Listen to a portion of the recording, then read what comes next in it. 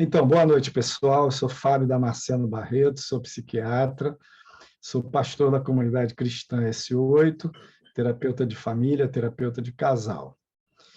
E a proposta, né, da minha intervenção é falar sobre espiritualidade e saúde mental.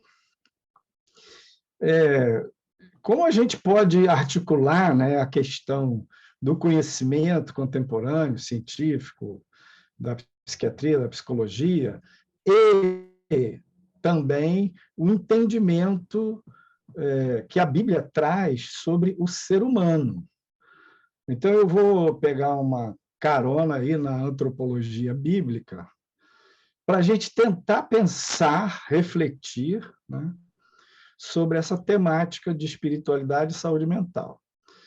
Primeira coisa é pensar assim, no ser humano numa perspectiva tridimensional, espírito, alma e corpo, né?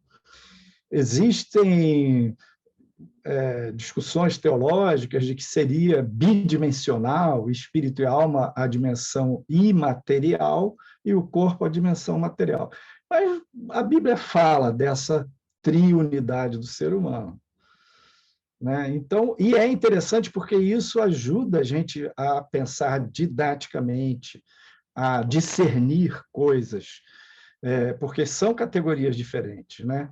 A mente, ela tem, então, uma dimensão biológica, o cérebro, né, com suas reações químicas, os neurônios, os seus circuitos, e essa dimensão biológica sofre um forte impacto do aspecto genético. As doenças mentais têm claramente um perfil genético, muitas delas, a prevalência das doenças mentais. A outra dimensão é a psicológica, que corresponde à alma na Bíblia, psique é alma em grego, e a espiritual. Então, eu vou compartilhar aqui um slide aqui, só para dar uma ideia para vocês sobre a mente no prisma bíblico. Ela, então, envolve 3 dimensões: o espírito, a alma e o corpo. E a interseção desses três círculos, eu coloquei aqui um coração simbolizando a mente. Então, sempre que você pensar numa pessoa que esteja em sofrimento, seja numa terapia, num aconselhamento, pense de maneira tridimensional. Pense que você está diante de um ser trino uno. Por quê? O sofrimento humano ele pode vir de uma dessas 3 dimensões: a dimensão física, que é o corpo, a dimensão psicológica, que é a alma, ou a dimensão espiritual. Então, só para a gente exemplificar, fazer um exercício, também é o segundo slide que eu vou compartilhar, são só esses 2.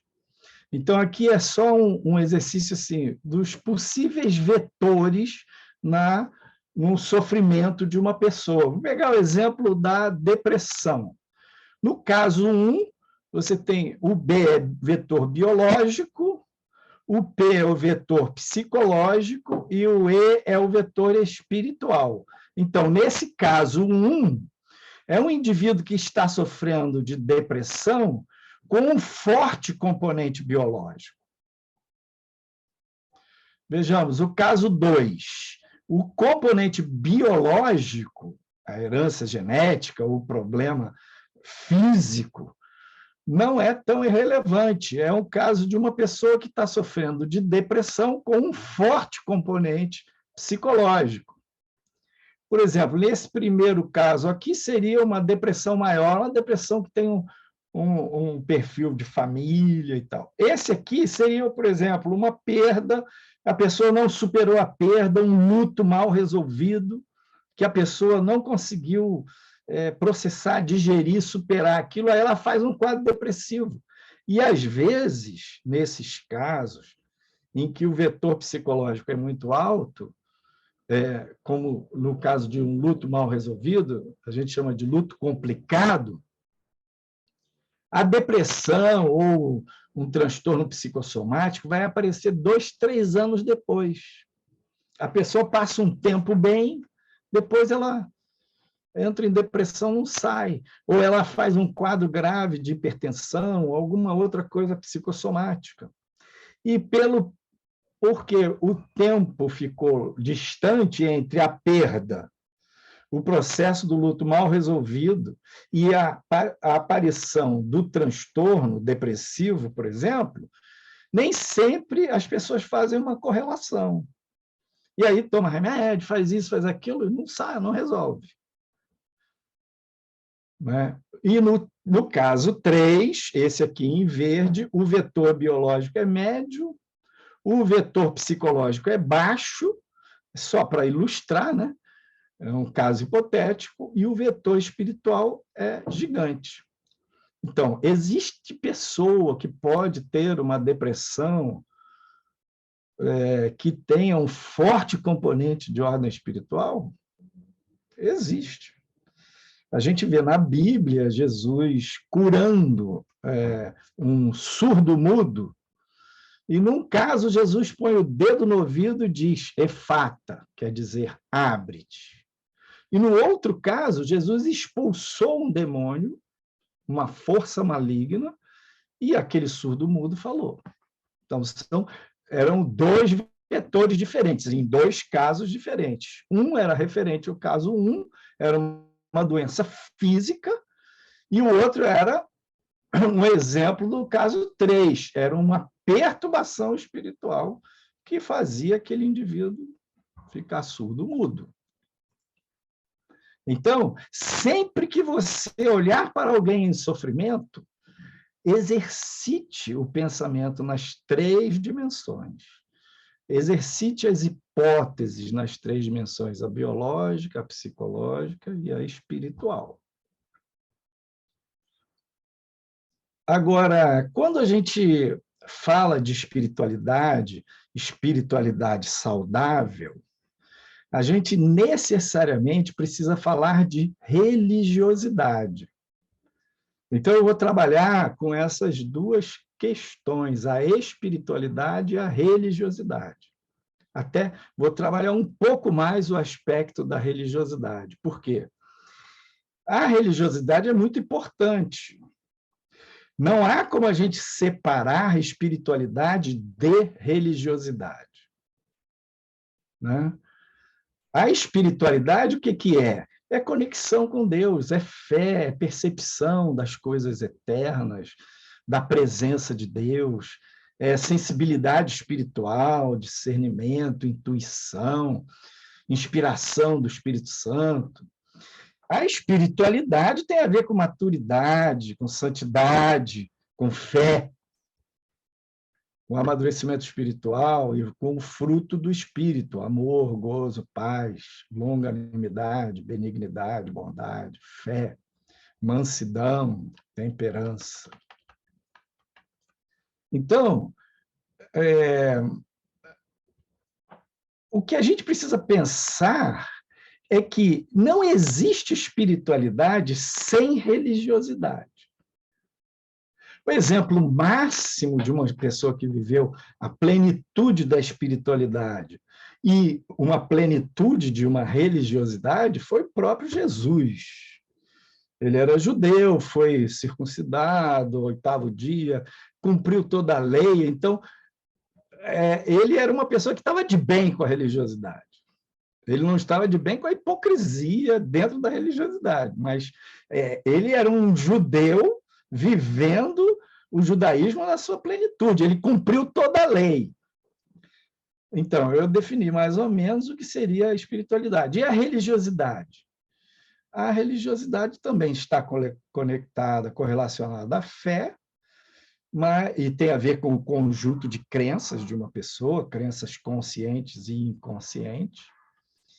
Mas a religiosidade diz mais respeito à teologia, aos ritos, às tradições, à cultura religiosa, à doutrina, valores e crenças.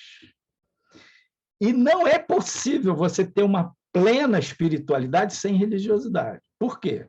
Porque nós somos imperfeitos, nós somos pecadores. E a religiosidade, de certa forma, ela é um pré-requisito. Uma religiosidade saudável é um pré-requisito para o desenvolvimento de uma espiritualidade saudável. Eu vou fazer assim umas analogias para a gente entender. Na verdade, tanto a espiritualidade quanto a religiosidade são importantes, mas há uma certa hierarquia. Pensa na minha mão esquerda como a espiritualidade é mais importante e a minha mão direita como a religiosidade. Então tem uma certa hierarquia. Na vida de Jesus, a espiritualidade tinha uma prevalência sobre a religiosidade. A religiosidade estava a serviço da espiritualidade dele.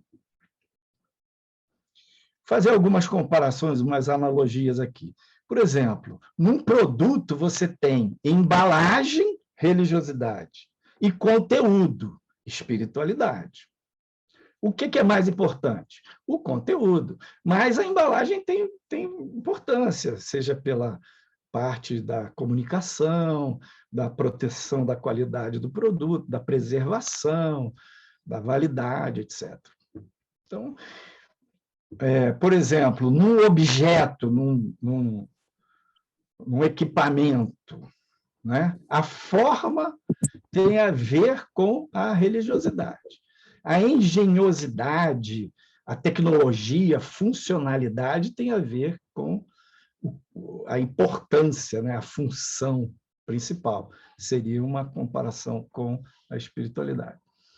Aí, a analogia que eu vou fazer maior é com o corpo humano. Imagina o corpo humano e a religiosidade seria o esqueleto. Então, é o esqueleto que dá forma, é o esqueleto que organiza, é o esqueleto que dá estrutura, né? E a espiritualidade seriam os órgãos, os nervos, pele, vasos sanguíneos e todo o conteúdo do corpo. Se você tiver um ser humano sem ossos, ele não vive, porque a circulação não vai acontecer, movimentos não vão acontecer, a pessoa morre, não respira, morre, sem osso não vive. Então, a coisa da forma, a coisa da estrutura tem a ver com religiosidade. Agora, a religiosidade ela tem mais ou menos a ver com forma, com estética, e espiritualidade com essência, né? Então, se o esqueleto for um esqueleto duro, então a religiosidade rígida, uma teologia rígida, uma doutrina muito vertical, que trabalha com muito medo, a pessoa ela vive. O cara que não perdeu a função das articulações, o cara vive, não vai morrer, mas ele é muito limitado, não anda, não fala, né? Ele vive uma vida com uma qualidade muito ruim. Por outro lado, tem gente hoje em dia que fala muito contra a religiosidade, como se a religiosidade em si mesma fosse algo ruim. E não é. Quando a gente fala da Bíblia, a gente está falando da religiosidade. Ler a Bíblia, orar, ou frequentar um culto, participar da vida cristã na igreja, isso é religiosidade. Espiritualidade é conexão com Deus. O Watchmania, que foi pregar no interior da China, e lá encontrou uma senhora que mal sabia ler. Então, ela lia pobremente a Bíblia, mas ele falou, eu fui falar para essa mulher do Deus da Bíblia, e ela conhecia Deus de uma maneira que eu não conhecia. Então, ela tinha uma espiritualidade muito desenvolvida, digamos, muito madura, muita conexão com Deus. E uma teologia simples, básica, né? Então, é, o problema é quando a religiosidade ela ascende a uma coisa de tutelar a espiritualidade. Os homens tendem para isso, porque nós somos inseguros, imperfeitos, pecadores. A gente tende a se agarrar à coisa mais lógica. A queda do homem, o afastamento do homem de Deus, tem a ver com uma escolha de dar as costas para Deus e conectar-se com a árvore do conhecimento do bem e do mal. Então, a coisa lógica, o conhecimento, o saber, aquilo que eu entendo, aquilo que a minha lógica alcança, me dá mais segurança natural. Então, há uma tendência da religiosidade sufocar a espiritualidade. E aí, nesse sentido, a religiosidade é ruim. Seria, naquela analogia do corpo humano, o esqueleto que perdeu a mobilidade das articulações. Então, quando a gente pensa em espiritualidade e saúde mental, a gente precisa pensar que a saúde tem a ver com uma articulação saudável dessas duas esferas, a esfera da religiosidade, a dimensão da religiosidade e da espiritualidade, tendo uma hierarquia, uma prevalência da espiritualidade. Aí você tem saúde. Então, uma coisa a chamar a atenção: o desprezo pela religiosidade em nome da espiritualidade não é algo bom, não é algo saudável, né? E o desprezo da espiritualidade a partir da religiosidade sufoca, traz morte, né? Não traz uma verdadeira liberdade. Então, essas duas dimensões, essas duas questões precisam se articular para que haja uma verdadeira saúde. Por exemplo, a questão de doutrina. O Novo Testamento se preocupa muito com a questão da sã doutrina, uma teologia saudável. Então, por exemplo, o tema da culpa, que é um tema muito forte no ser humano e na religião. A gente tem dois extremos no manejo com a culpa. Aquele extremo em que se maneja a vida da pessoa a partir da culpa, e colocando medo e culpa e subjugando a pessoa. Então, essa é uma teologia rígida, muito vertical, que adoece. E aquele outro extremo, de uma doutrina que não é saudável, que vai nivelando por baixo a questão da culpa, que vai relativizando valores e autorizando tudo. Que a Paulo alerta para a doutrina dos últimos dias, que homens terão doutrinas de demônios e de acordo com os seus interesses, com o seu desejo, com o seu bel prazer, para se liberar. E aí a pessoa vive um cristianismo em nome da graça, sem nenhuma referência moral, né? Uma liberdade da carne, uma liberdade que não é saudável. Então, nesses dois extremos está a doença, né?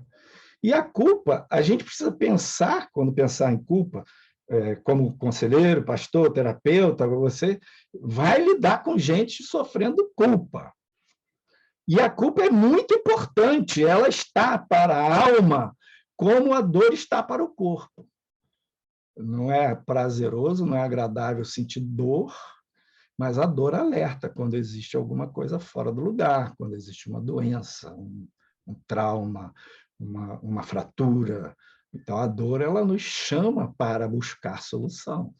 Da mesma maneira, a culpa nos chama para o arrependimento, nos chama para rever as coisas, nos chama para repensar o princípio de semeadura e colheita. Não é? Então, ela é muito importante. E a gente tem duas maneiras de trabalhar a culpa, duas maneiras adequadas. A primeira é a culpa verdadeira, que, como cristão, você pode ajudar a pessoa a arrepender-se, a crer na graça de Cristo, no sangue de Jesus, no perdão todo provisionado, né, na obra da cruz e da ressurreição, nessa misericórdia infinita de Deus revelada no sacrifício eficaz de Jesus a respeito dos nossos pecados, das nossas imperfeições. De maneira correta de abordar. E a outra é quando sempre a culpa se mistura com a falsa culpa. O que seria a falsa culpa? A falsa culpa tem a ver com o perfeccionismo. A pessoa é muito religiosa demais, exigente demais, crítica demais, julga tudo e todos e também se julga da mesma maneira, usando a mesma lente rígida. Então, ela fica se culpando e fica tentando se arrepender. Mas aí, na falsa culpa, não há perdão. O tema não é perdão. Não é abordar, não, mas Jesus morreu por você. Não funciona. Por quê? O que está errado são os princípios, os valores, os parâmetros que a pessoa usa para criticar a si mesma, para sentir a culpa. Ela está usando parâmetros errados. Então, nesse sentido, ela precisa de uma reflexão, uma iluminação, uma revisão nesses parâmetros e precisa se liberar, se baixar aquela bola da autocrítica exagerada. Então, para a falsa culpa não existe perdão. A linguagem adequada não é do perdão, é aquilo que Jesus falou: conhecereis a verdade vos libertará. A verdade é você não teve culpa dessa situação, você está chamando a responsabilidade para você, mas não era sua. Você era apenas uma criança quando seus pais se separaram. Eu trabalhei com uma menina, era uma adulta jovem, que não conseguia se apaixonar por ninguém e sentiu uma culpa enorme na vida dela. Os pais separaram e ela, com 7, 8 anos, chamou a culpa para ela. Tipo assim, meu pai foi embora porque eu não fui uma filha boa o suficiente. Porque foi uma separação branca, não se falou, não teve briga, não se resolveu e nem se explicou para aquela criança porque aquele homem tinha ido embora, nem que tinha ido embora. Então, ela ficou com uma falsa culpa na cabeça, assim, anos a fio. Não conseguia gostar de ninguém. Então, a verdade, assim, minha querida, você não teve responsabilidade na separação dos seus pais. Você era apenas uma criança. Você era coadjuvante. Os protagonistas eram os seus pais. Então, são duas maneiras. Quando as pessoas não acreditam no conceito de certo e errado, de bem e mal, ou de pecado, o que elas tendem a fazer quando abordam alguém com culpa? Tendem a fazer um rebaixamento moral, tendem a dizer, não, tudo isso é sentimento de culpa, nada a ver, e está liberado, pode pular o muro, pode ir para o motel, seu marido te traiu, você trai também, vai em frente. Aí não presta. Então, quando a gente pensa no ser humano, na mente, com essa tridimensionalidade, corpo, alma e espírito, a gente pensar também nos sofrimentos do ser humano, eles podem ter essas origens. E uma coisa que é interessante é assim, os cristãos, né? A gente pode dizer assim, os cristãos pentecostais, eles tendem a botar tudo na conta da dimensão espiritual. E os cristãos não pentecostais tendem a botar tudo na conta do biológico ou do psicológico, quando muito. E tem cristão que não crê nem na alma direito, entendeu? Tudo vai na conta do teológico, pecado, ponto final. E aí a questão de a pessoa sofreu trauma, dores, ressentimentos, isso daí passa batido. A pessoa não enxerga que ali tem uma alma ferida. E o novo nascimento, maravilha de Deus, que é a salvação em Cristo, que gera em nós uma nova criatura, um novo coração, ele não faz uma mágica de automaticamente restaurar a alma. A alma é a pessoa, é a personalidade com sua história, com sua herança, com suas vivências. Então, aquelas marcas distorcidas, elas serão mudadas, transformadas gradualmente. Da mesma maneira, a santificação, o crescimento espiritual, também é um processo gradual. Mas quando a pessoa não enxerga que naquela outra há feridas e dores, que não tem nada a ver necessariamente com o pecado, ela fica limitada, não consegue ajudar. Então, pensar numa religiosidade, numa espiritualidade saudável, é pensar numa teologia saudável, é pensar numa conexão com o corpo, com a igreja, uma vivência religiosa, uma vivência de koinonia, de comunhão saudável, de uma vivência de relacionamento com Deus saudável. E é muito interessante porque a cruz ela tem duas traves, uma vertical e uma horizontal. Então, existem bênçãos que vêm de Deus diretamente para nós. Eu e ele e eu. E eu creio, eu me abro, eu busco e eu recebo essas bênçãos. Agora, tem outras bênçãos que vêm de Deus também, mas ele determinou que elas venham horizontalmente. É a trave horizontal da cruz. E ele vai me abençoar, vai me ajudar, vai me curar, vai me iluminar, vai me orientar através da conexão com outras pessoas. E aí é conexão com o corpo de Cristo, a conexão com a igreja. Então, hoje você tem um universo gigante de pessoas que se dizem cristãs e que não têm igreja, que assiste uma coisa aqui, outra ali. É igual um consumidor que vai nas gôndolas do supermercado, olha o produto, testa, compra, muda de produto toda hora, não tem compromisso, né? Essa pessoa, ela pode até ter uma fé genuína, pode ter alguma conexão com Deus, alguma espiritualidade, mas ela não vai muito longe, ela não vai crescer. Por quê? Ela só tem acesso a uma parte do que Cristo alcançou. A outra parte necessariamente virá nos relacionamentos, na conexão com pessoas. Pense bem, se foram relacionamentos que adoeceram, neurotizaram, tornaram a pessoa com um monte de problema, relacionamento com família, com irmãos, com amigos, abusos, outras coisas assim, foram relacionamentos humanos que adoeceram, também a cura, o crescimento, a superação necessita de relacionamentos humanos sanadores, relacionamentos saudáveis. Não vai ter uma cura espiritualizada, mágica, que bypassa a dinâmica afetiva, emocional do ser humano. Não. Você é construído no tecido das relações. Então, são relacionamentos que adoecem e também serão relacionamentos que vão trazer saúde. É assim que Deus determinou que funcione. Aí, falar só uma coisinha para a gente... Eu já estou quase fechando. Para encerrar. Eu trabalho como terapeuta no consultório, como psiquiatra clínico e também com psicoterapia, né? E aí, como cristão, as pessoas sabem que eu sou cristão. Eu ponho lá Novo Testamento na sala de espera, meus livros. As pessoas sabem que eu sou cristão. E quando elas não sabem, eu digo. Mas eu não fico evangelizando dentro do consultório, né? Vamos combinar. A pessoa não foi ali buscar o aconselhamento de um pastor. Ela foi procurar uma ajuda profissional no meu consultório.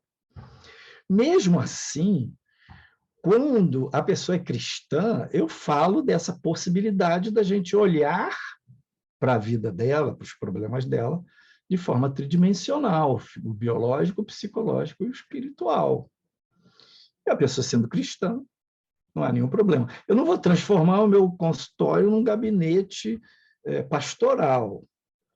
Não acho nenhum problema o gabinete pastoral, pelo contrário, é uma grande bênção. Mas a pessoa foi na igreja, foi no gabinete pastoral, e a abordagem ali é a do pastor. Não vou transformar meu consultório no gabinete pastoral, mas eu oro com meus clientes. Mas quando eu já comi mosca, eu já atendi pessoa com quadro de compulsividade, uma mulher com quadro de compulsividade, e ela tinha uma baixa autoestima enorme. E aí eu tratei ela com medicação, que ela tinha um traço depressivo, e encaminhei ela para uma terapia. Eu estava sendo psiquiatra clínico ali, e ela foi fazer terapia. Só que numa das vezes que ela veio, eu estava conversando com ela, ela era cristã, e eu comecei a falar com ela, e a mulher manifestou no meu consultório. E ela teve uma manifestação, ela não perdeu a consciência totalmente, mas urrou, gemeu. Eu estava falando de coisas espirituais, assim, possibilidade de que, às vezes, numa compulsão, por trás tem uma opressão. E o bicho veio, apareceu ali. Então, eu comi mosca. E quando eu enxerguei isso, falei com ela, mostrei a diferença do que é a compulsividade. Claro que tinham conteúdos psicológicos, ela compensava a baixa autoestima, gastando. Mas ela, aí eu sugeri dela procurar uma ajuda espiritual específica para fazer uma ministração, uma libertação e tal. E ela teve uma melhora surpreendente. Então, a gente não vai transformar o consultório num gabinete, mas a gente pensar que somos embaixadores do reino de Deus e que a graça de Cristo é para todo mundo, né? Não vou ficar fazendo apelo no consultório, mas é interessante porque nunca ninguém reclamou, porque eu respeito as pessoas, claro.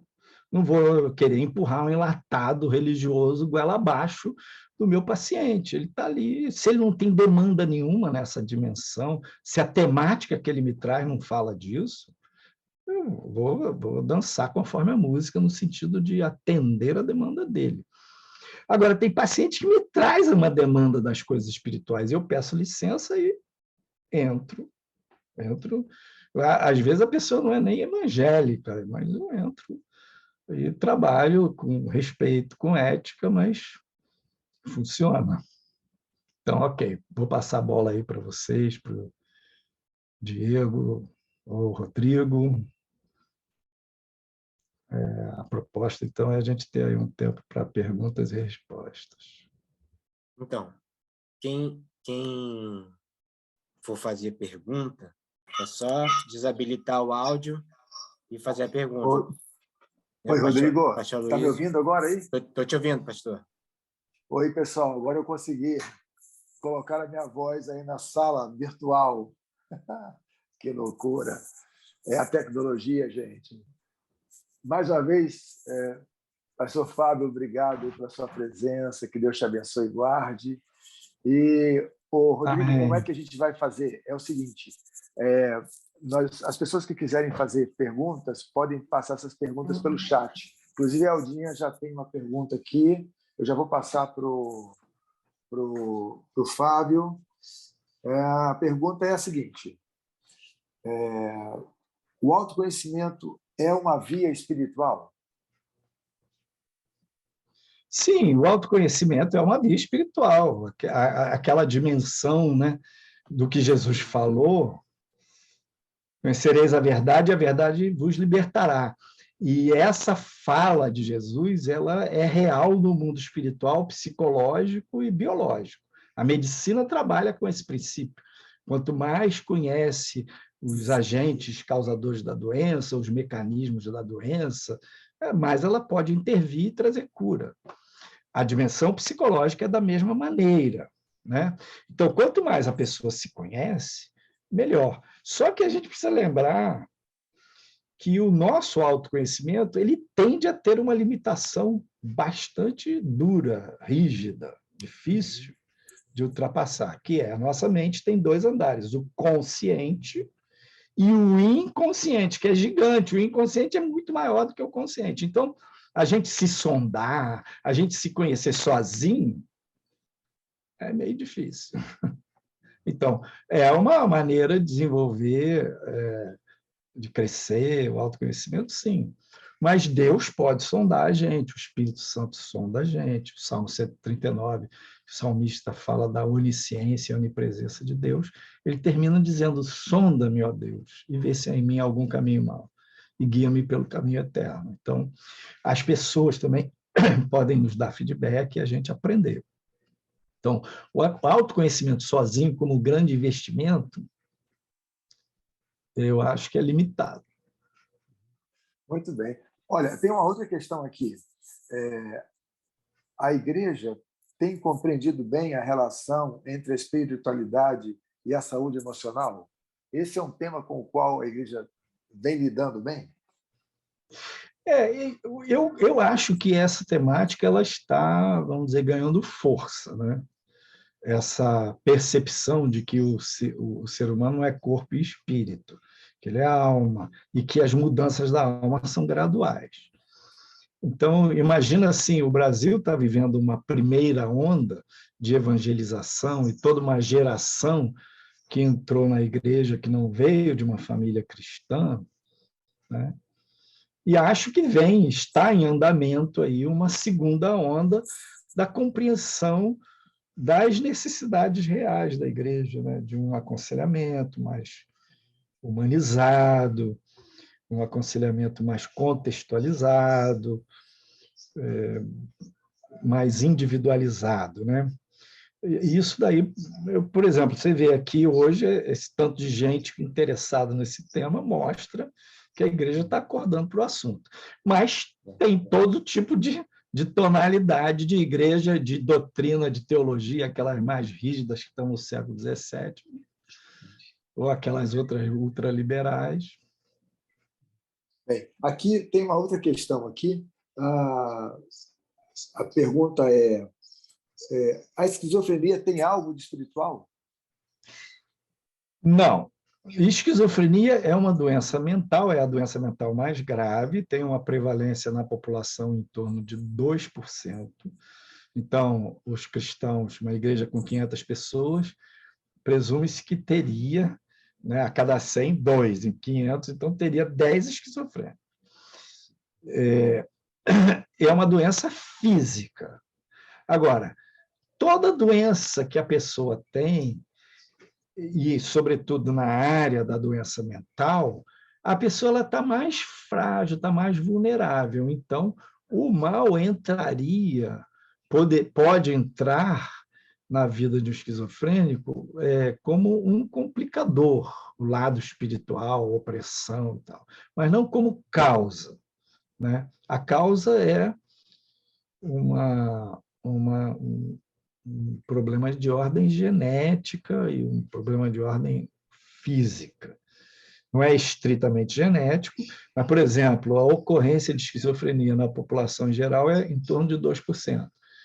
Quando você tem história na família, vai para 20%, 10 vezes mais. E nos gêmeos, é 50%.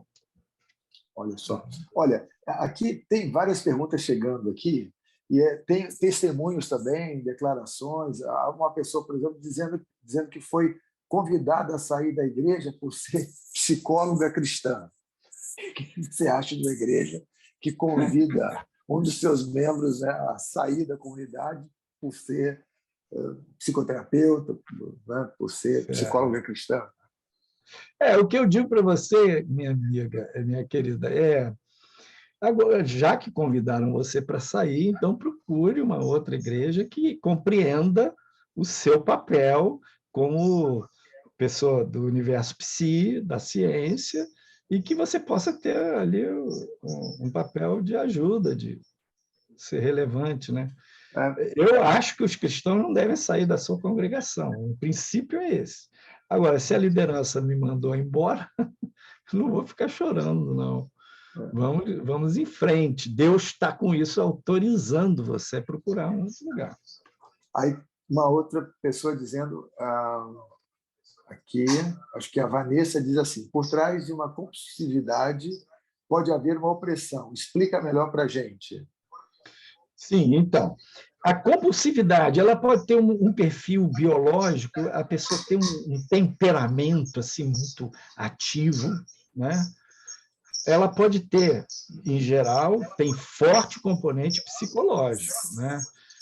Ansiedade, a pessoa libera aquela ansiedade na comida, ou em comprar, ou droga, qualquer coisa assim. E em cima desse substrato, né, psicológico ou biológico, pode entrar um lado espiritual. Pode. E aí, quando ocorre esse vetor espiritual, existe uma certa hierarquia na estrutura. O corpo, de certa maneira, está debaixo de uma prevalência da alma. Alma e corpo estão debaixo de uma prevalência do espírito. As coisas do espírito, nesse nível aí de opressão e tal, elas são às vezes, mais sutis, mais difíceis da gente discernir, né? Mas nem por isso são menos poderosas, porque elas, quando tem prisão espiritual, por trás de um fator psicológico compulsivo, a pessoa, você vai ajudar, vai malhar em ferro frio, não vai ter mudança.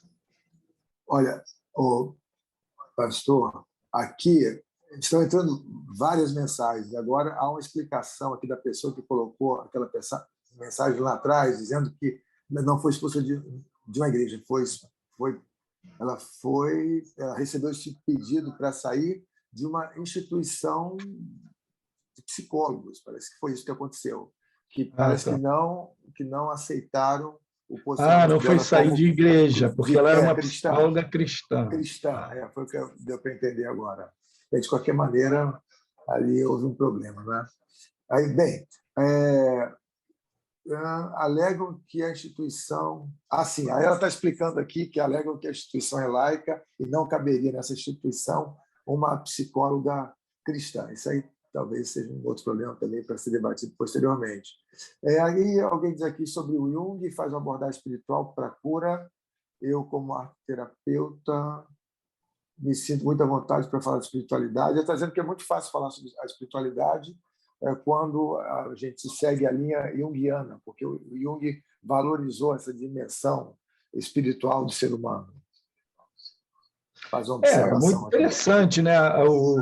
Vamos dizer, a abertura que Jung tinha para essa realidade do mundo espiritual, o inconsciente coletivo, né? Esses valores mais profundos do inconsciente, do sagrado. É muito interessante, ajuda a gente a pensar que essa dimensão da espiritualidade ela é tão real quanto a dimensão biográfica da história, mesmo no nível inconsciente. Isso nos ajuda. Agora, a gente precisa pensar que nessa esfera do mundo espiritual, o conhecimento ele é mais intuitivo, mais fluido, né? Digamos que a gente precisa aprender com o Senhor. Tem uma simbologia no Velho Testamento do tabernáculo, né? Que tinha 3 ambientes, o pátio, o santuário e o santo dos santos. Fazendo uma correlação com a antropologia bíblica, seria também uma trindade, o pátio correspondente ao corpo, o santuário a alma e o santo dos santos, o espírito. E era no santuário que ficava aquele véu que separava, né, o ambiente do santuário para o ambiente do santo dos santos. Então, como se fosse uma fronteira alma e espírito. E só o sumo sacerdote podia entrar ali além daquele véu. Esse véu se rasgou no dia em que Jesus morreu na cruz, falando que o caminho para a conexão mais profunda com Deus estava aberto pelo sangue do Cordeiro. Mas o alerta é querer entrar na dimensão mental, espiritual, a gente tem que entrar com prudência. Por quê? Tipo assim, a pessoa começa a fazer muito estudo sobre essa parte aí da parapsicologia, poder da mente e começar a querer fazer muito estudo, entrar no Santo dos Santos, sem o sangue do Cordeiro, pode não ser muito rico, muito libertador, né? Não é que a gente tenha que ter medo, mas prudência e caldo de galinha não faz mal para ninguém. Olha, pelo menos mais duas aqui para a gente caminhar para o final. Há uma pessoa aqui dizendo, acho que é a Michele, dizendo que conhece um caso onde a pessoa foi diagnosticada com depressão por vários médicos, aí não vivia sem remédios, hoje encontra-se com sua memória apagada, com buracos de uma vida inteira, e nenhum médico descobre o que é. Alguns dizem ser esquizofrenia, outros dizem que é depressão, e as pessoas não conseguem fechar esse diagnóstico. Como entender a triunidade humana nesse caso? Ou então, bem, a ideia é como entender e ajudar, né?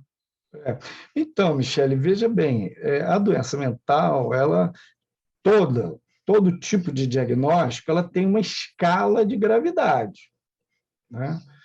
Então, tem quadros de depressão que estão no nível mais baixo da escala, são depressões leves e tal. Tem um nível moderado, tem um nível grave e tem um nível severo. Então, tem pessoas que têm uma doença severa e vai tratar a vida inteira, não vai melhorar, vai ter uma melhora, mas a doença pode ser incapacitante. E não necessariamente é uma opressão espiritual. Veja bem, eu estou falando da categoria doença, né? Eu já vi casos de esquizofrenia que, além da esquizofrenia, tinha uma opressão. Aí a pessoa recebeu ajuda, aconselhamento pastoral, orações, ministrações, e foi liberta da parte espiritual. Mas ela tinha uma doença esquizofrênica. O quadro clínico psiquiátrico dessa pessoa teve uma melhora.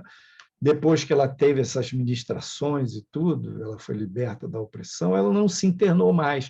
Até então, ela tinha tido 29 internações.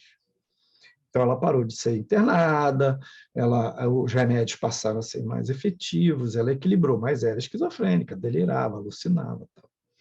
Então, depende, primeiro, na doença, do grau de gravidade. Se a pessoa está nos andares superiores da gravidade, é muito difícil. A doença é muito grave mesmo, distorce muito a vida da pessoa, cobra um preço muito caro. Mas, quando existe, além da doença biológica e psicológica, uma parte espiritual, e isso pode ser tratado, abordado, pode ter um ganho, um salto de qualidade. Tá bom. Olha aqui, a última questão, então, que é a seguinte. Agora sumiu aqui para a gente, mas eu gravei a pergunta, não lembro quem foi a pessoa que fez. A pergunta é por que a igreja, de modo geral, rejeita tanto a psicanálise? Por que a psicanálise sofre essa rejeição por parte da igreja, de muitos cristãos, pelo menos? Então, o que eu digo assim? Vamos pensar historicamente, né? Na virada do século XIX para o século XX, havia todo um movimento no mundo, a liderança pensante do mundo, seja na filosofia, seja nas ciências naturais, seja na própria psicologia, havia todo um movimento de ruptura com a igreja, né? Como se fosse um divórcio. O Francis Schaeffer fala bem num livreto que ele tem, muito profundo, maravilhoso, A Morte da Razão. Ele fala sobre isso, que na virada do século XIX para o século XX, tipo assim, Darwin disse, não, existe o Criador, na verdade, o homem, né, a evolução das espécies e seleção natural, então ciência natural, isso aqui. Nas ciências sociais, Marx diz, não, a religião é ópio do povo. Na verdade, o homem é que é o mentor da sua própria história. Não tem esse negócio de Deus, não. Não vem com essa religião para cá, não. O homem é que vai fazer a própria história. Então, tira Deus da jogada da história. A filosofia, Nietzsche diz, Deus morreu.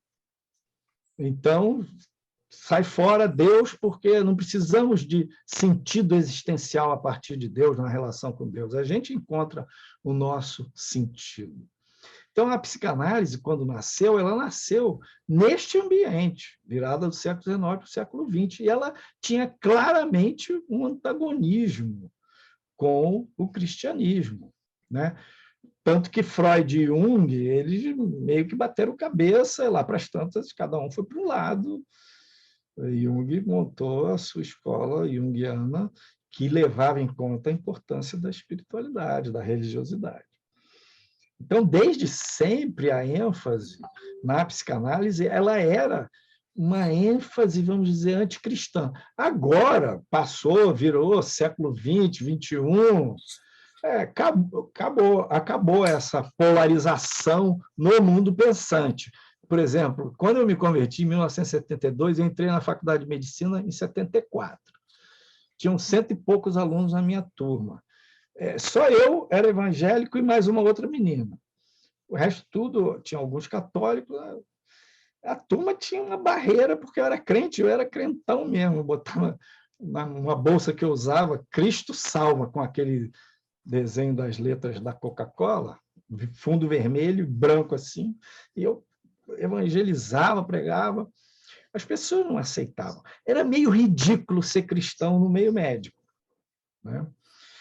Bom, aí, uns anos atrás, eu fui no Congresso Mundial de Psiquiatria, em Buenos Aires.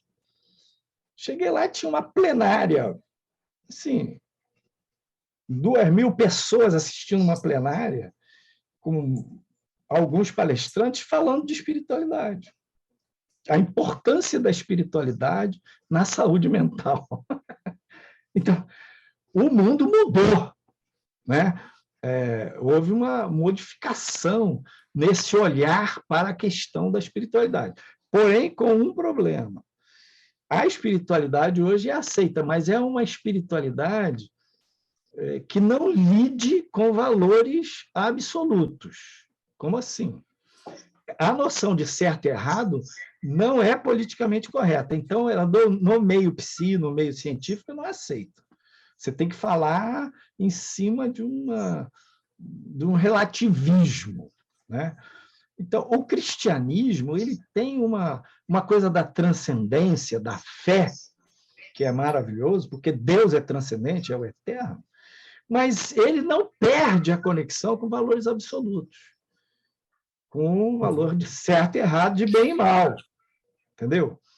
Então, às vezes, a ciência e o cristianismo têm áreas aí de atrito, mas cada vez mais tem interfaces para conectar. A igreja ainda tem umas barreiras com a psicanálise, mas hoje em dia o meio psi, o meio da psicanálise tem muito menos barreira com a fé. Verdade. Olha, pastor Fábio, muito obrigado. Há algumas outras perguntas aqui, mas se a gente for responder todas as perguntas que estão por aqui, a gente vai ficar muito tempo ainda. E a gente tinha mais ou menos um horário, embora tenhamos atrasado um pouco. Muito obrigado pelo seu tempo, pela sua presença conosco aqui. Nós sabemos que a sua agenda é uma agenda assim, carregada, pesada, né, de muitas atividades, e o irmão pôde separar esse tempo para estar conosco, e nós somos gratos a Deus por isso, somos gratos a Deus pela sua vida. Muito obrigado, que Deus te abençoe. Eu queria dizer para o pessoal que o nosso próximo encontro será dia 28 de junho. Atenção, pessoal, dia 28 de junho. E o tema será uma introdução ao pensamento de Viktor Frankl. O Frankl, lá de Em Busca de Sentido, do psicólogo lá no campo de concentração, que fala sobre totalitarismo, autoritarismo, sobre a questão do conformismo, e que fala bastante sobre essa questão da importância de nós avançarmos rumo a uma maior totalidade. Então, vai ser um encontro muito bacana, será ministrado pela Rita Mantuano, que é psicóloga, escritora, especialista em logoterapia. Então, espero vê-los todos no dia 28 de junho. Pastor Fábio, mais uma vez, obrigado. Pessoal, dá para abrir aí a câmera para a gente tirar uma foto, aquela foto assim, para a gente guardar de lembrança? O Rodrigo vai bater essa foto para a gente. Muito obrigado a todos, a todas. Tem gente aí dos Estados Unidos conosco, de vários estados brasileiros, gente da Inglaterra, psicólogos, psicanalistas. Temos aí mais 2 psiquiatras também participando do encontro hoje, e nós agradecemos a presença de todos vocês, particularmente a presença do pastor Fábio Damasceno. Muito obrigado. Ok? Rodrigo, bateu essa foto aí para a gente? Bati a foto, sim. Sim, obrigado. Gente, olha, um beijo no coração. Pastor Fábio, mais uma vez, muito obrigado pelo seu tempo, pela sua participação conosco. Foi uma alegria, uma honra tê-lo conosco aqui nesse segundo encontro de terapeutas cristãos. Que Deus nos abençoe, queridos. Deus abençoe também. Um abraço. Um abraço.